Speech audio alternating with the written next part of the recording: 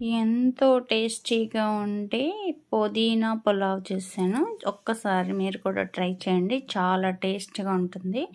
పుదీనా పెరుగు చట్నీతో చాలా బాగుంటుంది. దానికోసం బాస్మతి రైస్ ఒక గ్లాస్ కడిగి పక్కన పెట్టుకోండి, నానతాయి.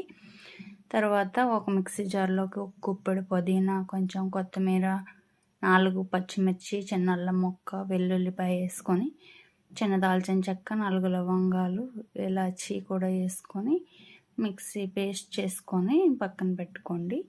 ఇలా మిక్సీ పట్టేసుకుంటే చక్కగా పేస్ట్ బాగా మెత్తగా స్మూత్గా పట్టండి. తర్వాత కొంచెం ఆయిల్ వేసుకొని, కొంచెం నెయ్యి కూడా వేసుకొని, మనం గరం మసాలా, బిర్యానీ సామాన్లు అన్నీ కూడా ఇందులో వేసుకొని బాగా ఫ్రై చేసుకోవాలి.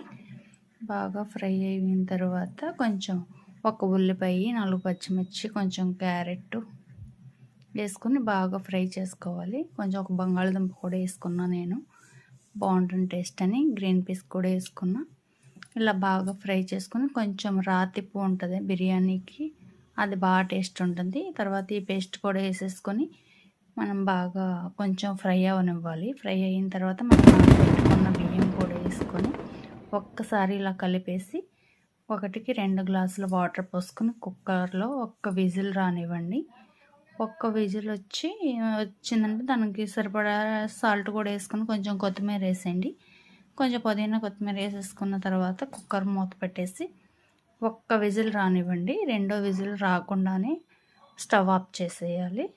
స్టవ్ ఆఫ్ చేసేస్తే చాలా బాగుంటుంది, చక్కగా కుక్ అయిపోతుంది. ప్రెజర్ పోయే వరకు కూడా అలా ఉంచేసి మనం ఒకసారి ఓపెన్ చేస్తే చాలా చక్కగా స్మూత్గా కుక్ అయిపోయి ఉంటుంది. చాలా టేస్టీగా ఉంటుంది. మీరు కూడా ఒకసారి ట్రై చేయండి, చాలా బాగుంది. నేను ఒక్కసారి ట్రై చేసేదే ఫస్ట్ టైం, కానీ చాలా బాగా వచ్చింది. మీరు కూడా ట్రై చేయండి. ఓకేనా? నచ్చితే లైక్ చేయండి, కామెంట్ చేయండి. Thank you.